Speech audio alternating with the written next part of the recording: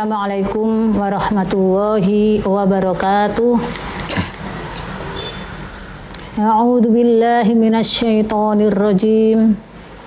Bismillahirrahmanirrahim. Ya ayyuhalladzina amanu idza qumtum ilas sholati fa'silu wujuhakum wa aydiyakum ilal marafiqi wamsahu bi ru'usikum wa arjulakum ilal ka'bain. Wa in kuntum junuban fattahharu wa in kuntum marda aw ala safarin aw jaa ahadum minkum minal ghaiti aw lamastumun nisa falam tajidu ma'an fatayammamu sa'idan thayyiba famsahu biwujuhikum wa aydikum minhu ma yuridu wahu liyaj'ala alaikum min harajin walakin yuridu liyutahhirakum wa liyutimma ni'matahu alaikum la'allakum tashkurun. Shadaqallahul adzim. Putra-putriku SMK Muhammadiyah 1 yang kami cintai, pertama-tama marilah kita panjatkan puji syukur kita kepada Allah Subhanahu wa taala yang telah melimpahkan rahmat dan hidayahnya kepada kita semuanya, sehingga pada hari ini kita dapat mengikuti kegiatan pesantren Ramadan ini. Semoga salawat dan salam tetap atas Nabi besar Muhammad sallallahu alaihi wasallam. Beliaulah yang membimbing kita dari jalan yang gelap menuju jalan yang terang benderang ini. Baiklah anak-anakku, di sini saya ingin menjelaskan ayat yang saya baca dalam mukadimah saya tadi, yaitu tentang ibadah praktis. Jadi materi saya adalah ibadah praktis. Kenapa? Materi ibadah praktis ini wajib kita pelajari. Kita wajib mendapatkan ilmu tentang ibadah praktis. Karena ibadah praktis itu adalah ibadah yang selalu kita lakukan dalam kehidupan sehari-hari. Jadi materi ini memang sering atau bahkan harus diberikan kepada semuanya, siswa dan siswi maupun seluruh masyarakat. Karena tanpa ilmu ibadah praktis, salat kita tidak akan diterima oleh Allah. Karena ibadah praktis ini mengandung 3 pokok atau 3 poin. Yang pertama adalah masalah kaifiatul wudu. Itu yang pertama. Yang kedua, kaifiatul ghusli. Yang ketiga, masalah kaifiyatut tayammum. Cara wudu menurut Rasulullah, cara wudu menurut Al-Quran. Begitu juga mandi, cara mandi menurut Al-Quran dan mandi menurut hadis yang sahih. Begitu juga masalah tayammum. Itu kita harus mengikuti sesuai dengan sunnah. Kalau tidak mengikuti, ya awalam, ya. Anak-anakku,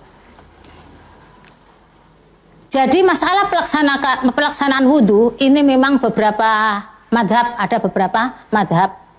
Tapi karena di Muhammadiyah ini tidak mengikuti madhab, jadi kaifiyah wudhu di sini tidak mengikuti madhab. Karena madhab di sini berbeda-beda. Ada cara wudhu kalau kepalanya digini kena aja, wudhunya ada hidungnya, macam-macam lah wudhu menurut masyarakat umum. Tapi di sini menurut Al-Quran yang akan saya jelaskan. Anak-anakku, masalah wudhu, kaifiyah wudhu bisa dibuka dalam surat 5, bisa dibuka di rumah ya, nanti atau dicatat aja. Nanti insya Allah saya tugaskan untuk menulis dan dikumpul ya. Jadi surat 5 ayat 6. Yang bunyinya a'udzubillahi minasyaitonirrajim, bismillahirrahmanirrahim. Cara wudhu. Tadi sudah saya bacakan. Jadi yang pertama cara wudhu adalah apabila kalian akan wudhu, pertama yang dibaca adalah Bismillahirrahmanirrahim.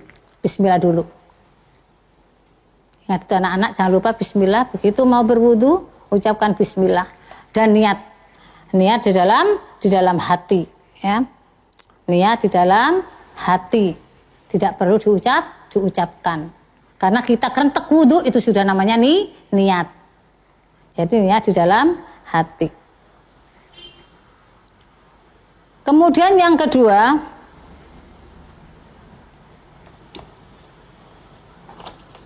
jadi masalah bismillah,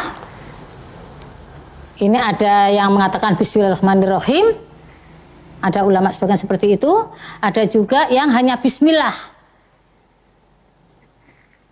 Kemudian bagaimana menurut hadis yang benar, yang mana menurut hadis? Ada hadis dhaif, ada hadis hasan. Kalau bismillahirrahmanirrahim itu hadisnya dhaif. Jadi cukup mengucapkan bismillah itu aja, enggak usah bismillahirrahmanirrahim karena hadisnya hasan.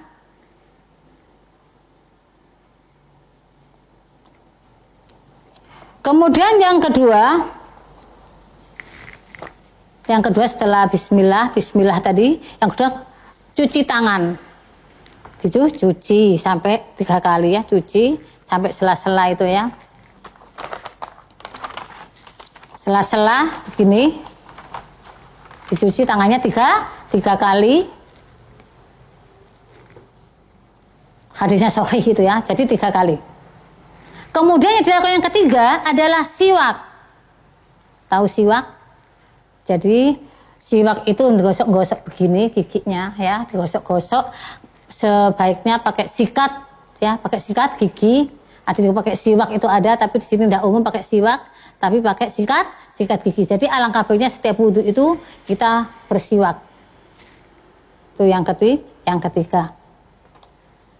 Itu hadisnya sahih. Yang keempat, jadi bersiwak tadi dilakukan sebelum wudhu ya, sebelum wudhu. Yang keempat, berkumur-kumur. Yang keempat berkumur-kumur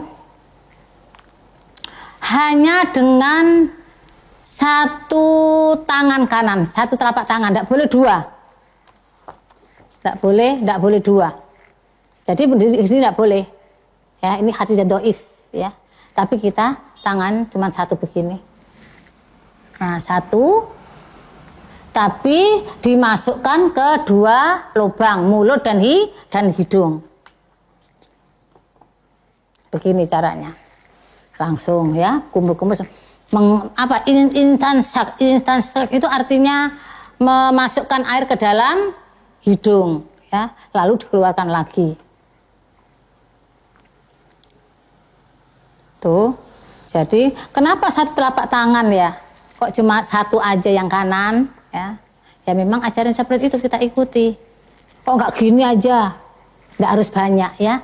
Berkumur-kumur enggak harus banyak karena kita sudah bersih, sudah sikat gigi tadi kan. Ya, kumur-kumur sekedar aja, yang penting bisa memasukkan, nanti lama-lama jadi banyak. Enak aja ya. Nanti dipraktekkan ya. Yang kelima, basuhlah mukamu dengan menggosok-gosok sampai sudut mata. Yang kelima, membasuh tapi tangan 2 ya, 2 tangan, dibasuh seluruhnya. Seluruh muka ini rata, mulai dari ujung ubun-ubun sampai dari telinga sampai dagu. Sampai mata-mata digosok-gosok. Digosok begini. Jangan sampai cuma gini-gini aja. Ada wudhu cuma disiram-siram, tapi ini digosok-gosok. Itu ada hadisnya, perintahnya seperti itu. Digosok-gosok seluruh muka. Sebanyak 3 kali. Ya. Semua 3 menggosok-gosok sampai sudut mata. Sudut mata itu digosok-gosok gini. Nah, kalau wudhu itu. Kan kadang orang wudhu asal begini, tidak ada aturannya. Tapi karena kita pakai ilmu pengetahuan, nah harus paham tentang wudhu yang benar. Harus sampai mata ini begini-gini kan, hidung semuanya digosok-gosok sampai 3 kali. Kemudian yang keenam, basuhlah tangan sampai siku dengan menggosok-gosok. Selalu ada gosok-gosoknya itu ya. Gosok-gosok begini dari ujung ini sampai ujung. Siku digosok-gosok begini terus ya sampai 3 kali. Tangan kanan dulu sampai 3 kali. Jangan sampai terjadi membasuh tangan kanan kiri. Ada juga kanan kiri begitu. Tapi kita harus sampai siku 1 kali, 2 kali, sampai 3 kali sambil digosok-gosok ya. Kemudian baru tangan kiri begitu sampai 3 kali sambil digosok-gosok. Nah, itu cara wudhu yang sesuai Al-Quran 3 kali. Yang keenam, yang keenam ya. Yang keenam, usap di atas kepala. Mengusap, famsahu, usaplah. Berarti bukan membasuh. Kalau tadi fasilu wujuhakum wa aidiakum, membasuh wajah dan membasuh tangan. Tapi kalau kepala bukan membasuh, tapi mengusap. Beda. Mengusap berarti sekedar bukan pakai air. Ke air baru dibuang, baru diusapkan begini.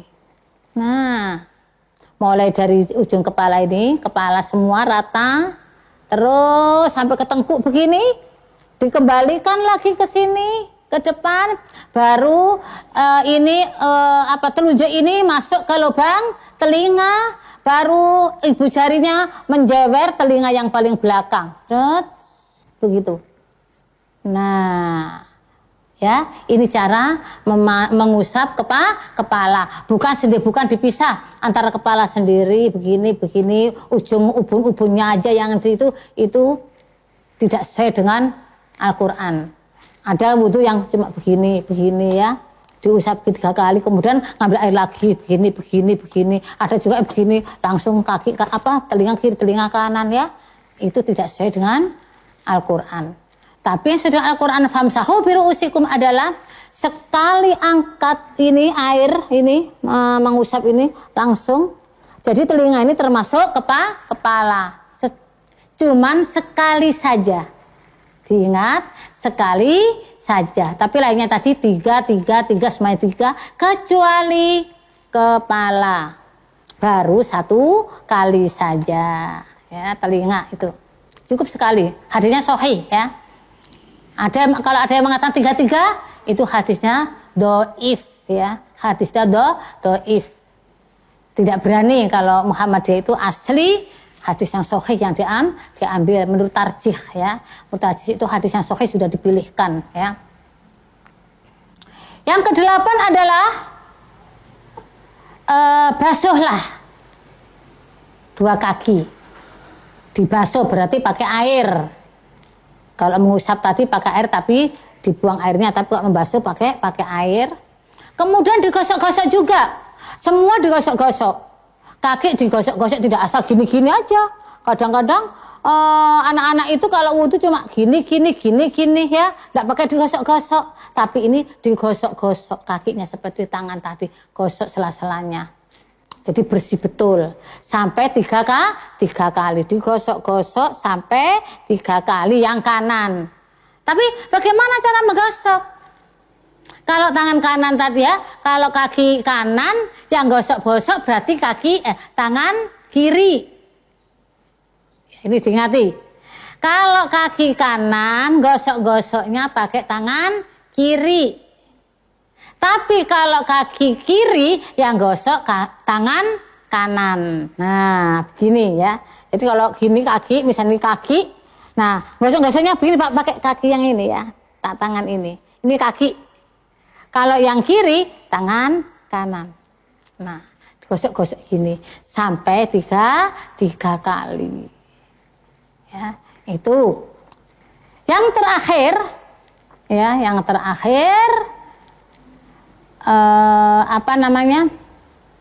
ini, doa. Doanya cukup dengan syahadat saja, tidak perlu panjang. Yaitu asyhadu alla ilaha illallah wahdahu la syarikalah wa asyhadu anna muhammadan abduhu wa rasuluh titik. Enggak pakai Allahumma ij'alni minat tawabina waj'alni minal mutatahhirin. Enggak usah. Itu hadisnya dhaif. Jadi kita cukup sampai wahdahu la syarikalah wa asyhadu anna Muhammadan abduhu wa rasuluh, titik sampai di situ. Karena banyak kan anak-anak itu masih mengikuti waj'alni mutahhirin. Memang ada doanya itu di buku-buku ibadah praktis itu banyak yang bukan karangannya Muhammadiyah, bukan tarjih ya, tapi ini mengikuti tarjih ya. Nah, sekarang pertanyaan, bagaimana Bu kalau kita misalnya sudah pakai jilbab nih, wudu kan harus dilepas semuanya, kaos kaki dilepas, ini dilepas, semuanya dilepas, ya, sampai tempat umum. Nggak perlu. Kalau kamu tempat umum, cukup kamu ngambil air di atas jilbab. Nah, begini aja di atas jilbab. Nggak perlu dilepas, nanti auratnya kelihatan. Misalnya di tempat umum, kalau di rumah ya harus normal, harus dilepas semuanya kalau di rumah. Tapi siapa tahu soal di masjid umum ya, walaupun itu isan sama perempuannya kan boleh Bu dibuka, kan sama perempuan nggak boleh tetap. Perempuan itu aurat juga. Ya, dengan perempuan nggak ada aurat, enggak, tetap sama. Jadi tetap kalau di tempat kayak di sini enggak apa-apa. Nah begini ya. Nah itu sudah selesai ya. Ini masalah kaifiyah wudu menurut Al-Quran. Ayatnya tadi surat 5 ayat 6. Ya ayyuhalladzina amanu idza qumtum ilas sholati fasilu wujuhakum wa aydiyakum ilal marafiqi wamsahu bi ru'usikum arjulakum ilal ka'bain. Sekarang ini sudah selesai. Praktek mungkin ya, nanti praktek. Kalau kita praktekkan nanti waktunya kayaknya nggak cukup. Karena waktunya hanya 1 jaman lah kita mungkin ya. 1 jam, mungkin kurang dari 1 jam. Yang penting saya sudah selesai materi ini, ya sudah cukup. Sekarang poin kedua, yang tadi poin pertama ada kaifiyatul wudu.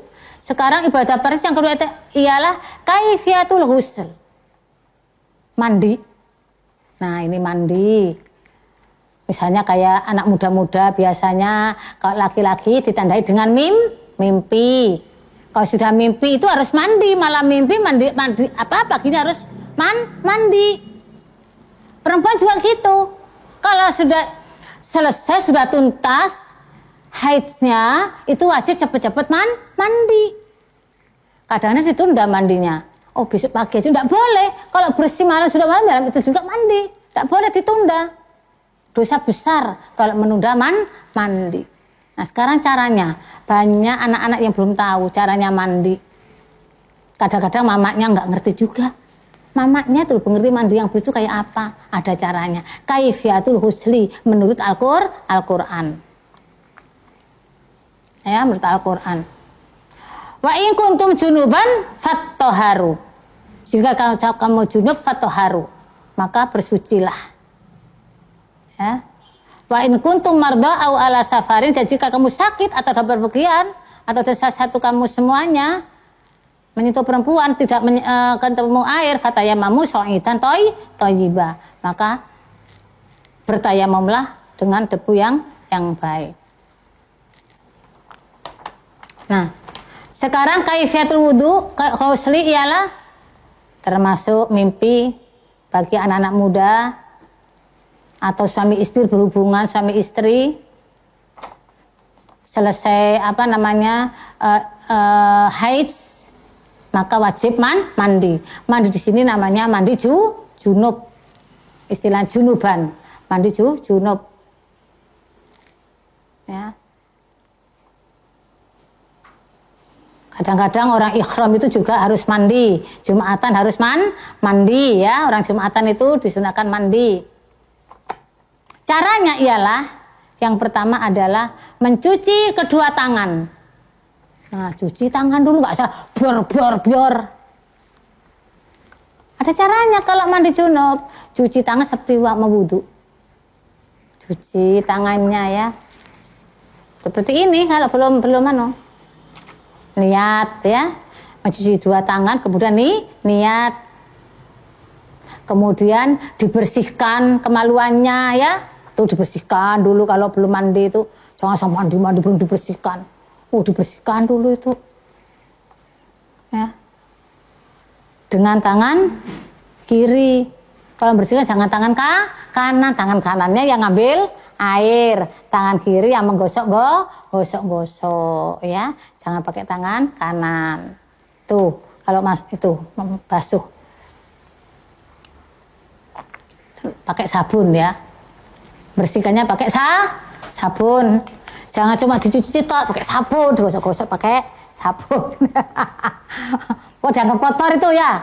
Dianggap kotor. Pakai sabun atau pakai odol. Sabun atau odol. Kalau odol itu lebih apa ya? Itu lebih enak ya. Coba pakai odol. Jangan pakai sabun kalau itu ya. Pakai odol, bersih. Bilang orang tuh keset ya, bersih. Perempuan, laki-laki sebelum mandi tangannya dicuci, kemudian itunya dibersihkan sama sabun. Tahu ya, anakku yang di rumah nanti saya praktekkan kalau mandi pakai odol atau sabun, bersihkan itunya ya. Kemudian yang ketiga, berwudu dulu, wudu seperti wudu biasa itu, seperti yang tadi saya jelaskan. Wudu, kemudian doa juga, ya. Habis itu berdoa, ya, seperti biasa itu satu paket. Doa itu satu paket. Kadang-kadang ini enggak, wudu sudah beres pergi, doanya wudu enggak boleh. Itu termasuk rukun wudu. Harus berdoa. Orang doanya pendek aja ya. Tuh, mencuci tangan. Basuh, berwudu seperti wudu, kemudian doa. Yang keempat, basuhlah rambut dengan sampo. Rambut dulu. Tuh, pelan-pelan. Kasih sampo, sedikit aja, nggak usah terlalu yang banyak samponya. Sedikit aja. Kan hari-hari juga masa nunggu mandi bersih. Sebulan sekali lah mencuci kepala. Kan mungkin 3 hari sekali kita mencuci kepala, kan bersih terus. Jadi tidak perlu yang banyak sampo. Karena apa? Karena membasuh kepala ini ada batasan kalau mandi bersih. Harus 3 seperti wudhu itu. 3 aja. Biar 3 kali. Kalau kamu banyak samponya, cukup enggak 3 kali? Enggak cukup, harus banyak. Mungkin sampai bersih gitu ya. Jadi makanya hari-hari biasa, ini ilmu ya. Kadang-kadang enggak ngerti ya, asal sampoan ya. Ini enggak diatur, sampai sedikit aja. Terus nyiramnya 3 kali ya, 3 kali seperti wudu. Basuh rambut dengan sampo 3 kali, diratakan ya. Itu kemudian baru kanan ya. Pakai sabun kan semuanya sudah pakai sabun. Baru kanan dulu 3 kali kanan. Seperti mandi orang mayat itu kan gitu, kepala dulu, mandi mayat kan gitu ya, kepala dulu, baru tangan kanan, baru tangan kiri kan gitu ya. Nah ini juga gitu, kanan 3 kali bersih, baru kiri bersih, baru lubang-lubang itu, lubang apa namanya ini lubang apa namanya, pusat. Karena itu enggak kena air ya, apalagi iya yang pusatnya bodong. Tahu pusat bodong ya? Bodong itu yang keluar, ada kan pusat orang yang keluar, ada juga yang masuk ke dalam. Nah, ini yang bodong ya pasti sudah kena air kan. Tapi yang tenggelam ada ya, yang pusat tenggelam itu harus disiram tuh sambil digini-ginikan, digosok-gosok gitu ya, supaya masuk air ke situ. Ya, bersih sudah. Nah, rata semuanya 3 kali, 3 kali, semua dari sebelah kanan ya, baru kiri, semuanya kanan ya, 3 kali. Nah, sudah. Itu cara mandi. Mudah-mudahan anak-anakku bisa memahami ya apa yang saya sampaikan tadi, masalah kaifiyah wudu, cara wudu, kaifiyatul husli, cara mandi, urut-urutannya tadi ya, urut-urutannya saya ulangi lagi. Nah, perlu diingat yang pertama adalah baca bismillah untuk mandi. Ya, bismillah jangan lupa dengan niat. Kemudian mencuci dua tangan, kemudian mencuci kemaluannya dengan sabun, Kemudian setelah itu berwudu, yang ketiga ya, ketika berwudu. Yang keempat adalah membasuh kepala, ini membasuh kepala tiga kali, masukkan sampo dulu, airnya sedikit aja ya, digini-ginikan sedikit, jangan disiram, cuma ya. Baru disiram sampai tiga kali. Kemudian anggota kanan 3 kali, anggota kiri tiga kali. Nah, itu cara bermandi janabat. Sekarang yang ketiga, poin yang ketiga adalah tayamum. Tayamum ini jarang digunakan orang ya.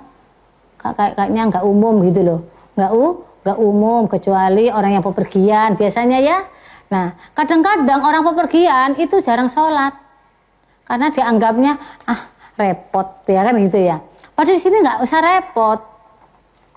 Di mobil pun boleh sholat pakai tayamum.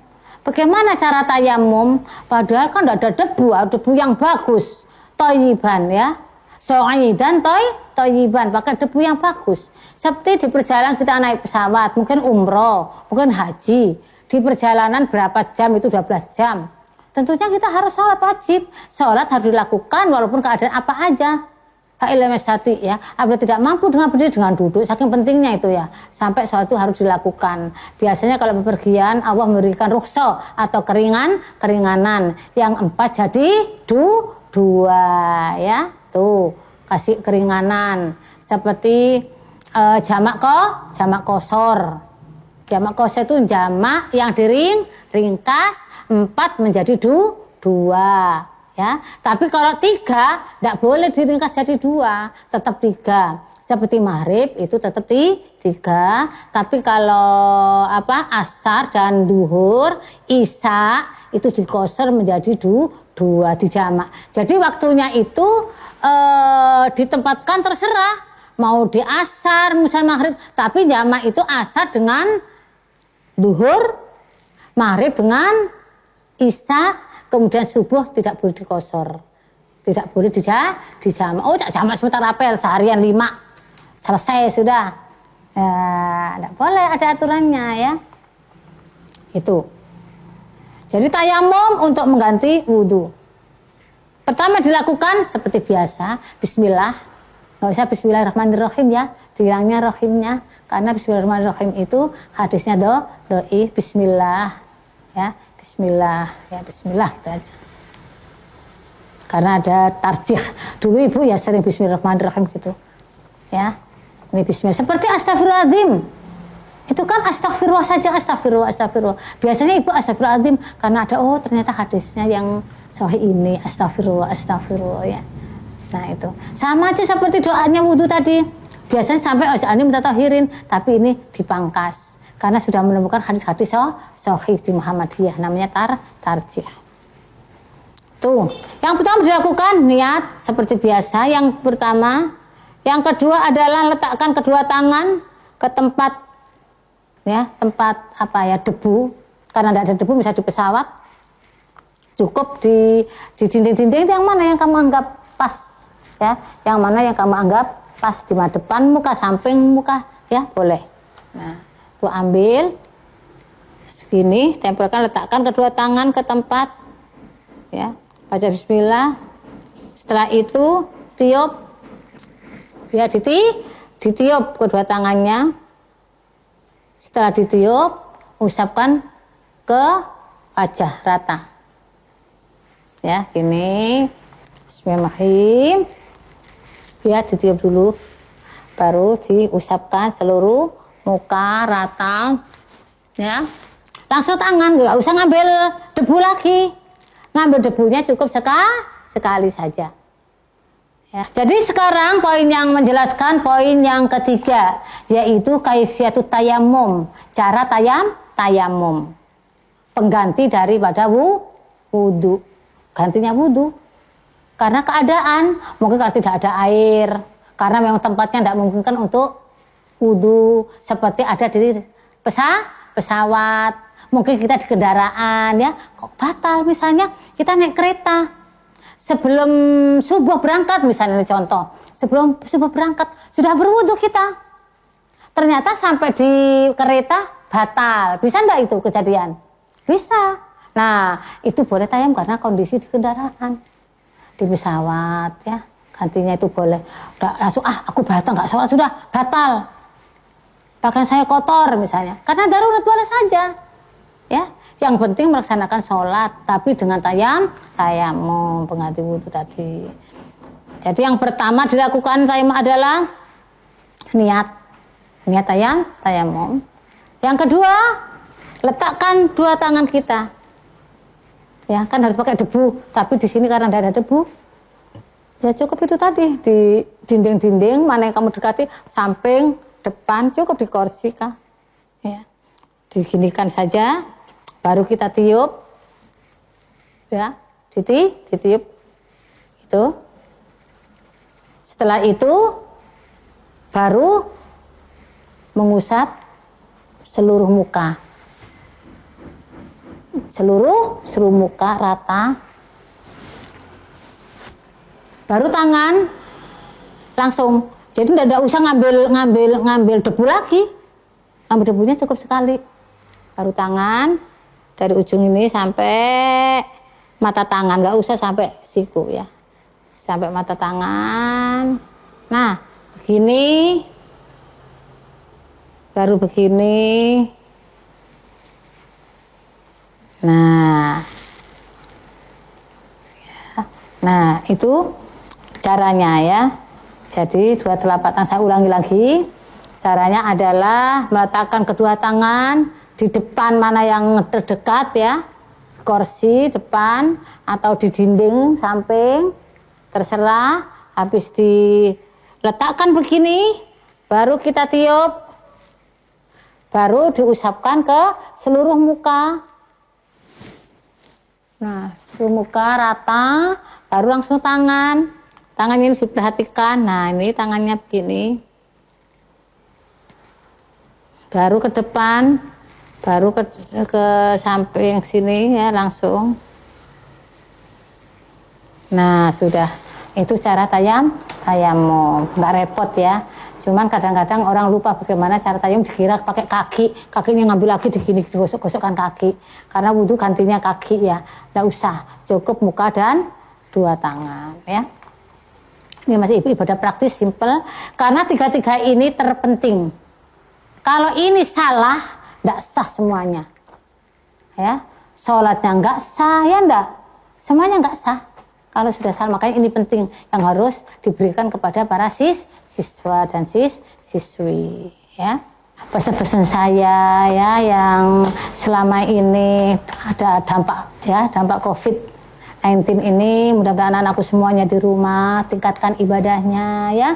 Walaupun sebenarnya sholat di masjid tidak dibolehkan ya, dilarang karena itu tadi dampaknya. Maka di rumah jangan sampai karena kejadian COVID ini kalian tambah malas di rumah, cuma main HP ya. Tapi kayak main HP terus, sibuk HP ya. Jangan anak-anakku ya. Ayo kita tinggalkan ibadah tadarus kita ya. Mohon paling tidak sehari 1 juz lah. Sehari anak-anakku satu juz baca. Mungkin duhur 2 lembar. Duhur 2 lembar. Darusnya itu ya, kan ini pesantren nih. Jadi duhur 2 lembar, asar pokoknya nanti saya minta itu. Ya, saya minta duhur 2 lembar, asar 2 lembar, maghrib 2 lembar, isya 2 lembar, kemudian subuh 2 lembar. Pokoknya setiap sholat baca itu Al-Qur'an. Insya Allah Al-Qur'an adalah obat. Al-Qur'an adalah mencegah penyakit corona ini. Insya Allah kita tidak kena sama sekali. Ini sudah terbukti. Ada orang yang sedang dikarantina selama 14 hari. Dia obatnya katanya untuk menolak corona hanya baca Al-Quran. Karena Al-Quran adalah syifa. Dalam Al-Quran disebutkan surat 10 ayat 57. Nanti bisa dicek di rumah anak-anakku. Itu nanti ditulis ya. Surat 10 ayat 57 dan 58. Tolong nanti ditulis sama artinya. Itu karena obat corona ya, obat corona. Mudah-mudahan anakku bisa tamat dalam 1 bulan ini, mendapatkan ridho Allah, amin ya robbal alamin, menjadi anak soleh dan solihah, amin ya robbal alamin. Anak-anakku sekalian, mudah-mudahan apa yang saya sampaikan ini bermanfaat dan bisa diamalkan dalam kehidupan sehari-hari. Dan saya tugaskan untuk anak-anakku semuanya, tolong nanti ditulis di rumah surat surat 5 ayat 6 ditulis dan artinya, kemudian dikumpul langsung ke WA saya. Saya kira itu saja yang bisa saya sampaikan. Kami akhiri. Assalamualaikum warahmatullahi wabarakatuh.